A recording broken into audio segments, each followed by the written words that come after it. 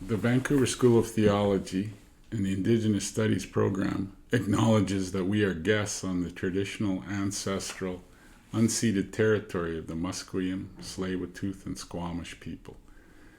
We do not take this privilege lightly, but are trying to live in a good way within the place where the Creator has put us.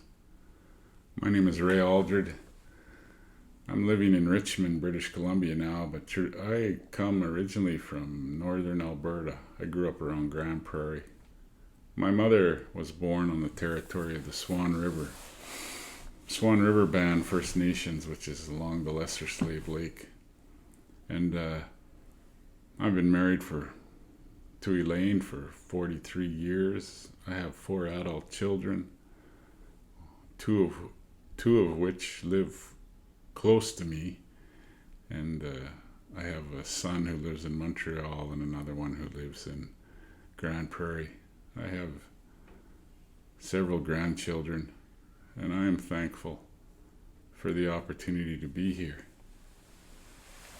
One of the teachings that I heard on the Northern Plains is about sweetgrass. Sweetgrass is one of the medicines given to Indigenous people.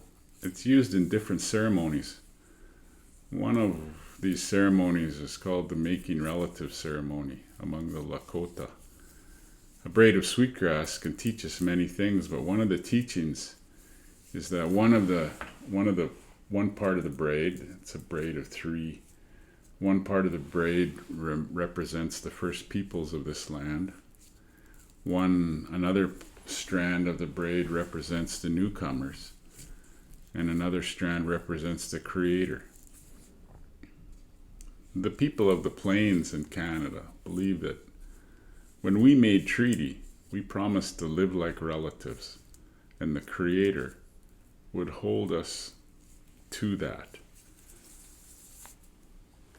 I thank you for the opportunity to record this video and share some thoughts about the newcomers to Indigenous North America. After all, most people who call North American home are newcomers, aren't they? After all, for Indigenous people, we've lived in this territory for thousands of years. There's a place not far from here that anthropologists say that there's been Indigenous people there for at least 15,000 years. So compared to that, most people in North America are newcomers.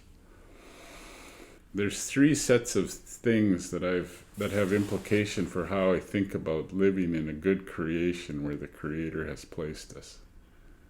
And I'm trying to live out the harmony that flows from the Creator through creation in our journey towards Creator and creation meeting in perfect harmony, which is exemplified, I think, in the person of Jesus Christ. I'm hoping that as I share my thoughts, it might cause some ideas to spring up in your own minds. And as those ideas grow and develop, it would help in the important work that you're doing. So I want to share with you 3 sets of things that have been occupying my thinking the last couple of years. These reflections flow out of my journey trying to see the world through Indigenous eyes. This has not been easy because dominant society theology continually the world continually wants to project its ideas of what is important and what we need to be doing, but I have found that the perspective that I have been given by trying to think and understand how my ancestors saw the world has breathed fresh air into my sometimes stale, dusty theological thinking. So, first set of ideas that I've been thinking about and using to guide my teaching come from an essay by Vine Deloria Jr. I think the essay's name was Philosophy and Tribal People, and it was in a book by Ann Waters, edited by Ann Waters, called American Indian Thought. I thought it would be helpful if newcomers could learn from Indigenous philosophy so they could develop a philosophy of their own that grew up and was informed by connection with the land. After all, being Indigenous is all about connecting with the land. It's important to understand first point Deloria makes, or that I get from Deloria's essay, is that it's important to understand that the way that the European settlers and then this developed into dominant society's way of knowing and understanding reality, that's different from how indigenous people see and understand reality. A lot of that difference has to do with relationship. The focus of Euro-North American knowing and being in the modern era has been primarily focused on the alienated autonomous individual. This means identity is primarily focused upon time and abstract thought. The reason I say time is, an example is, when you speak in churches in dominant society and you talk about the kingdom of God, typically people think of a time when that will happen, a time. And there's all these, even in our legal system, identity. There's, for example, the abortion debate. There's this idea of time. This is when someone is a person. Is it when you can define them being a person from the time that they're born or become alive until the time that they die. And in our theology, it's primarily the alienated autonomous individual, because we spent a lot of time reminding people that they are alienated from God, that they are alienated from one another, and that somehow you have to rebuild those things. Indigenous perspective on reality is to understand that reality and identity flow out of relationship, that it's based on a shared reality with our community. And it's lived in connection with the earth. Reality takes in all of life and is located within the land or creation. And so then there's this difference. The alienated individual ends up drawing significance from what they do. And the indigenous individual draws significance from their connection with things, from their relationship. I'm not saying that one's better than the other. I'm just saying that they're different. They're different.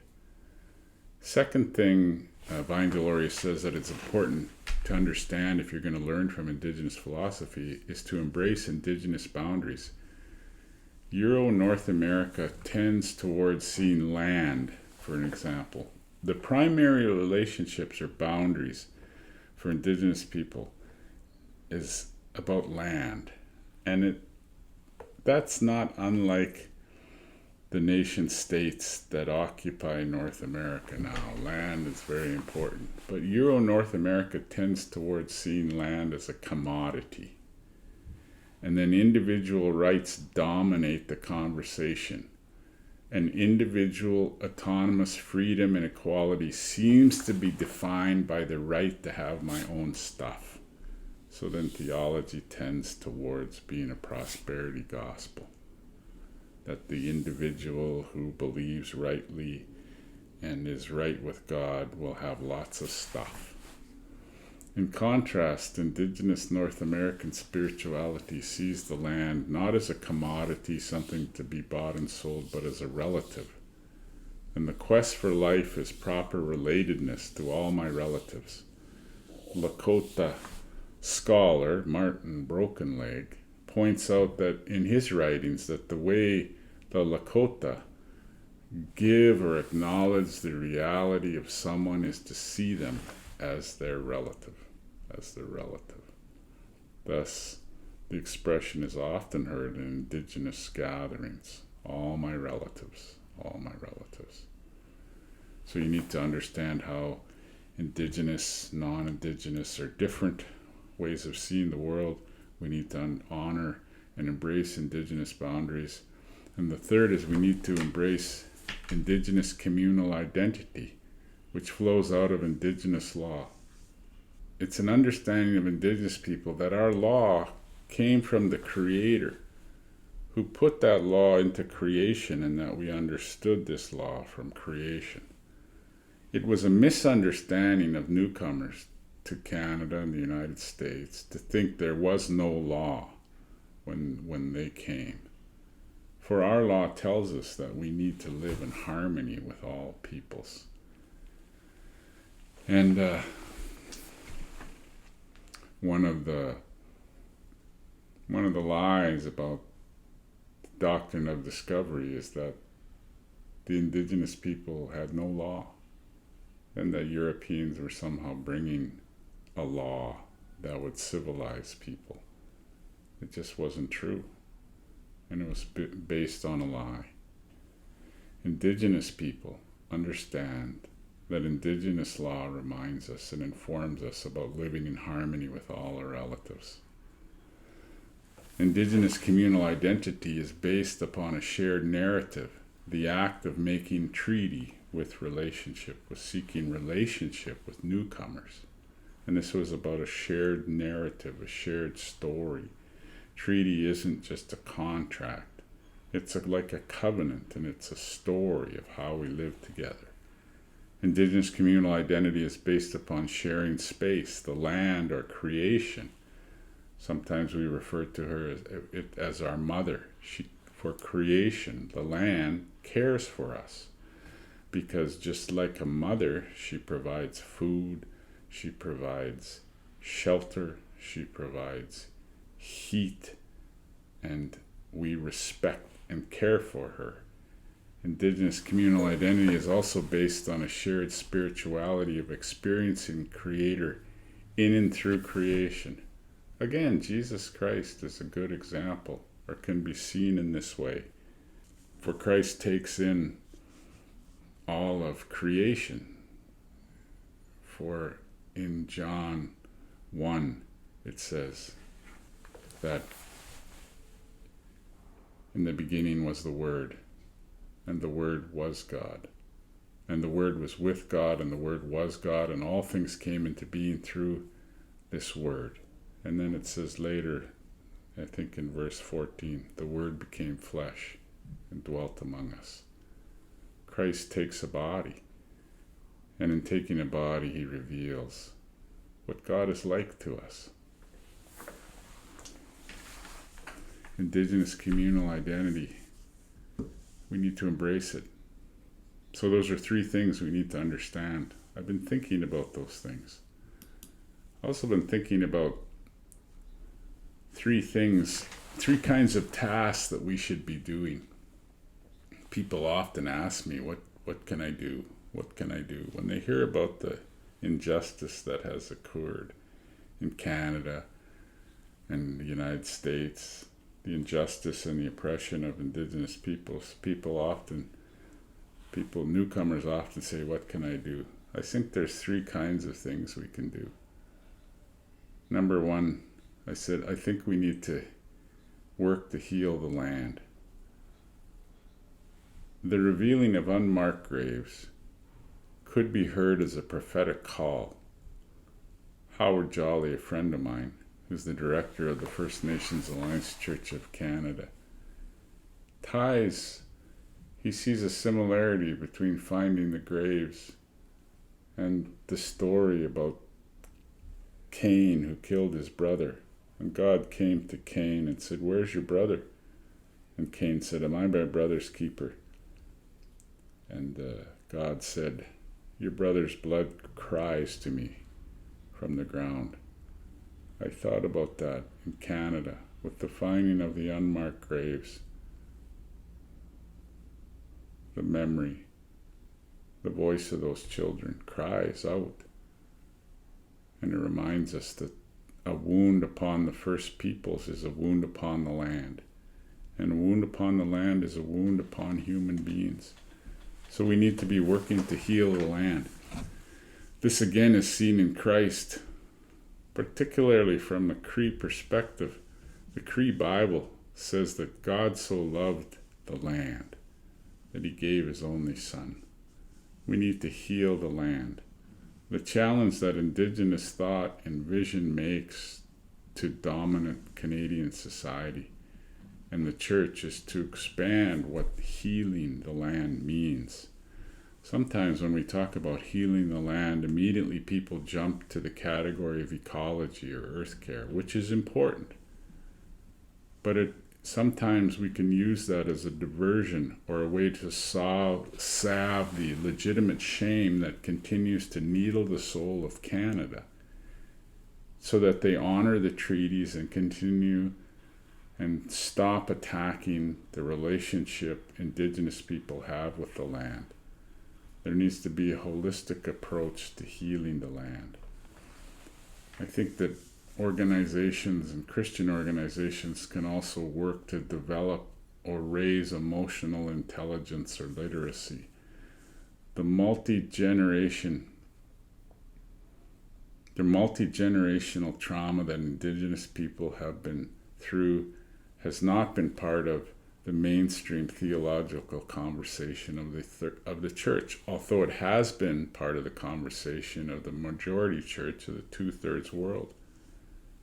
I think that sometimes newcomers better understand some of the things that Indigenous people have been through, and that we could work together. They bring resources, and we could work together to heal the trauma and the effects of the trauma that have happened in Canada. We need to embrace a theology of suffering. For on the level of human suffering, we are all equal. We need to develop our wisdom to traveling the journey of trauma. After all, working through grief and trauma is not just an event, it's a journey. And it's the journey we are on.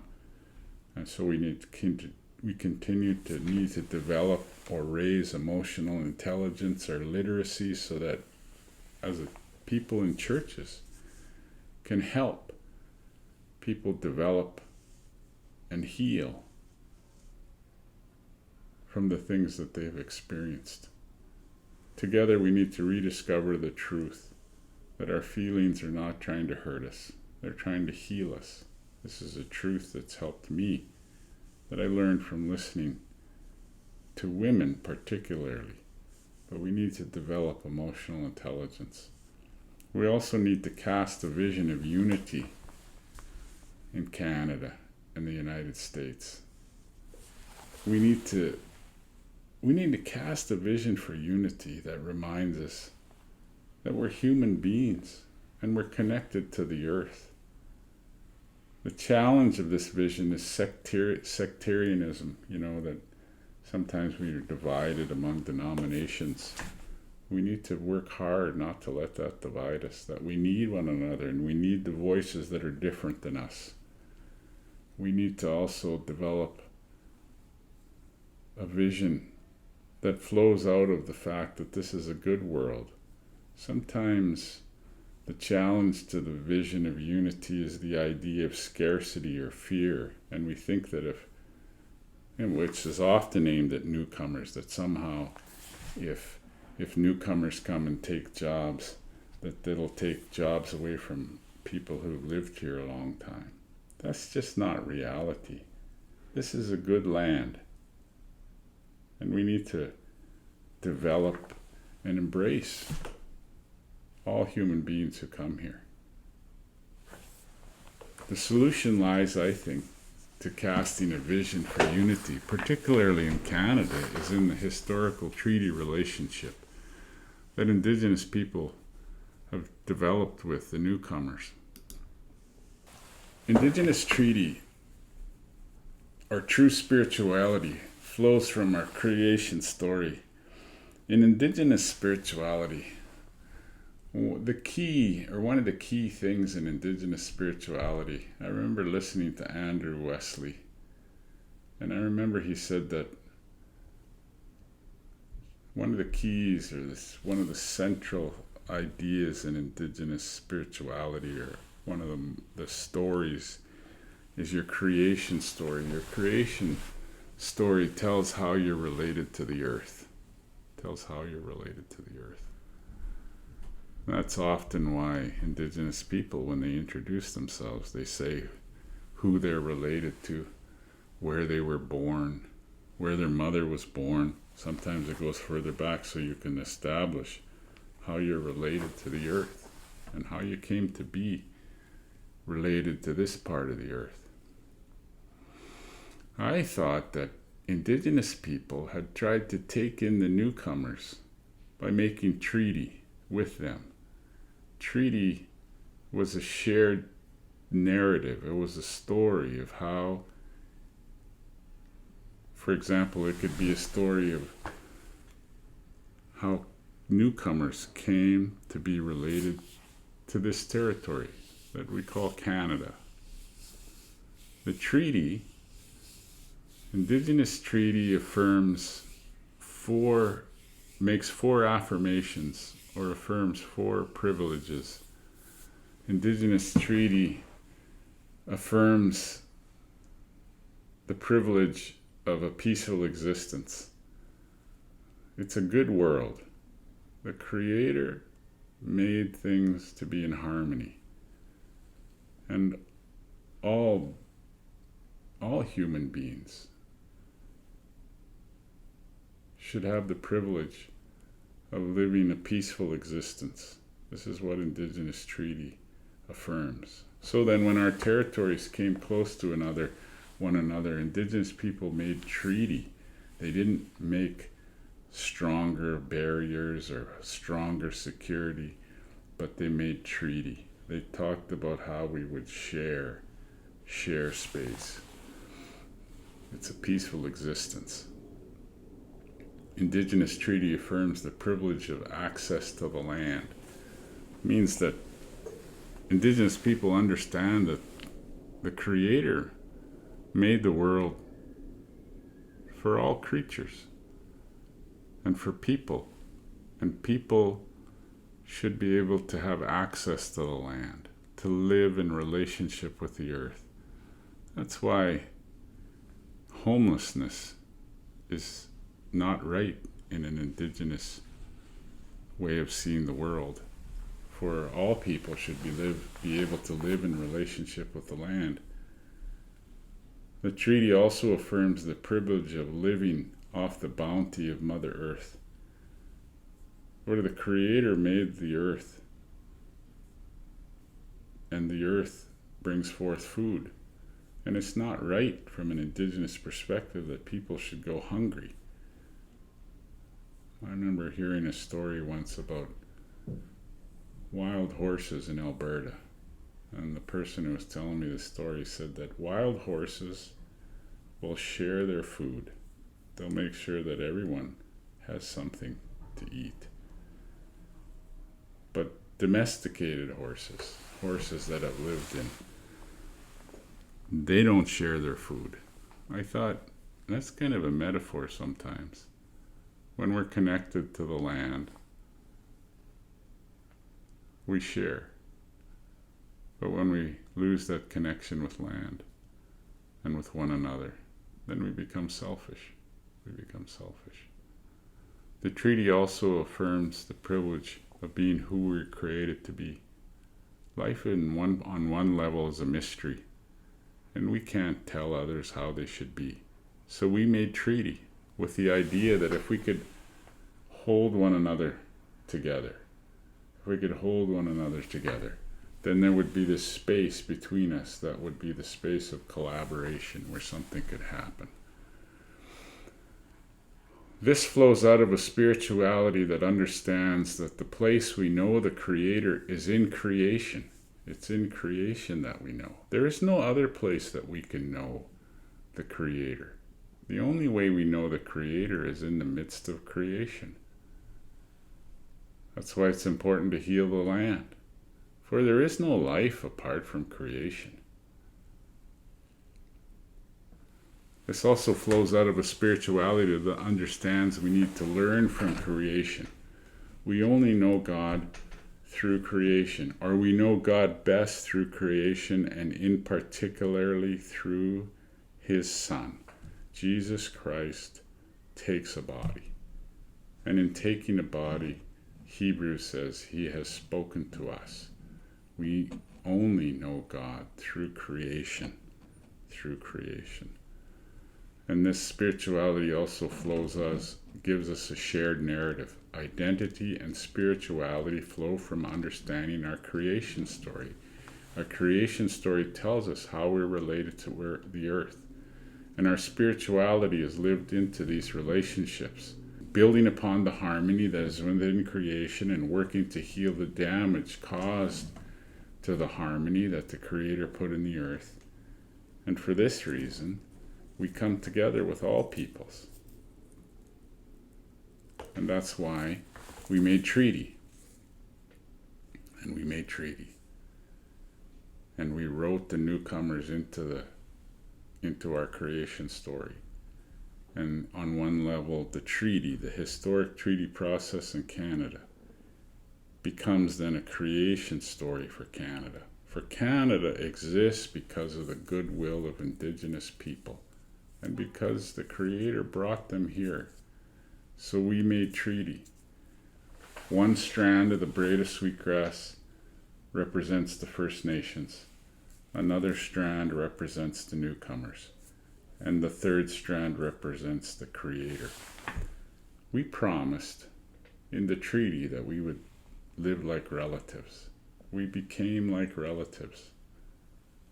And the Creator was present, and the Creator will hold us to that. And we try to live those things out on our journey to when Creator and creation exist in perfect harmony, that we see in Jesus Christ, who is fully human, fully divine, Creator and creation in perfect harmony.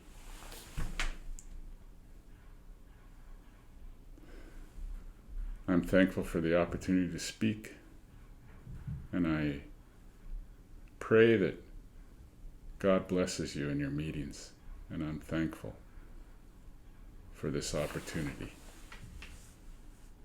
God bless.